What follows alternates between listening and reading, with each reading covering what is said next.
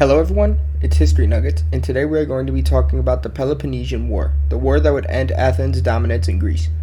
The war would last from 431 BC to 404 BC, with much of the war being pretty indecisive. The rise of war began with the power of Athens in Greece becoming more and more powerful. In the last 50 years, Athens had become a major power in the Mediterranean.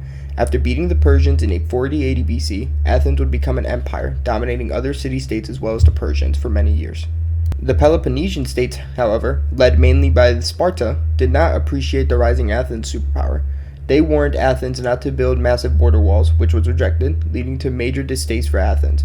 Athens and Sparta would fight against each other due to allied wars, resulting in Athenian and Spartan peace for 30 years. During these years of peace, though, Athens would become hostile towards many of the Peloponnesian states, resulting in a summoning of all members in Sparta in 432 BC to make their complaints about Athens to the Spartans.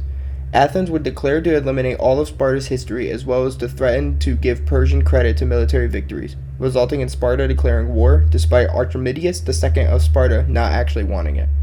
The first phase of the war would be the Archimedean War, lasting from 431 to 421 BC. This phase of the war would cause near impossible engagements between Athens and Sparta only having a large land force while Athens only had a super large navy. While Spartan engagements in Attica would occur, none would last more than 40 days. The Athenian strategy of this war would be based on Pericles' ideas of not engaging in direct combat, instead heavily relying on the navy, winning at the Battle of Naupactus in 430 BC. A major plague outbreak would occur after this, however, wiping out 30,000 citizens, giving no time for celebration. The Athenians, after the death of Pericles, would go into the offensive. After some naval raids against the Peloponnese, they would invade Boeotia and Aetolia successfully, as well as gaining huge supremacy in the island of Pylos, resulting in a lack of slave movement for the Spartans. The Battle of Pylos would occur, which would be a major Spartan defeat. After a major battle in Amphipolis, both sides lost a lot of forces and generals, resulting in the Peace of Nicaea being signed, resulting in only minor skirmishes for the next 5 years. While Athens would deal with stuff on the Greek mainland, none would directly conflict against the Spurs, resulting in their troops staying in place.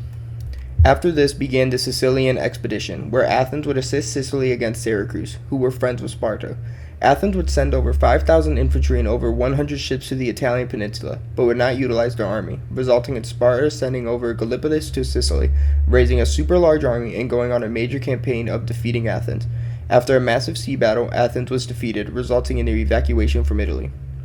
The second phase of the war would begin in 413 BC, with a major fortification at Decala to prevent Athenian land movement. Syracuse would also start getting more involved, with over 5,000 troops of Athens being defeated under the Syracuse, which would result in another Athenian defeat to their navy. At this point in the war, it was looking like Athens was cooked for good. However, Athens would begin to rise back up, mainly taking advantage of Sparta and their allies' lack of skill as well as the lack of speed. Moreover, Athens had a backup of 100 ships just in case, which would be released and fought at the 411 BC Battle of the Sim, which would be a major much-needed Athenian victory. After another victory for the Athenians in 410, the Spartan fleet would be destroyed and would lead to a major Athens campaign for the next 4 years. Seeing all these defeats, the Spartans elected Lysander as their next general. He would create good relations with the Achaemenid Empire and would allow their support to defeat Athens, which defeated the Athenian fleet in 405 BC at the Battle of Aegispani, destroying 168 ships, and would result in Athens surrendering in 404 BC. The Athenian Empire was over, and Greek dominance would be handed over to Sparta. All in all, one of the most major wars in Greek history would prove great victories as well as major turning points throughout and in. Athenian dominance would never really come back thanks to the rising Macedonian Empire, however. This is History Nuggets. Thank you for watching.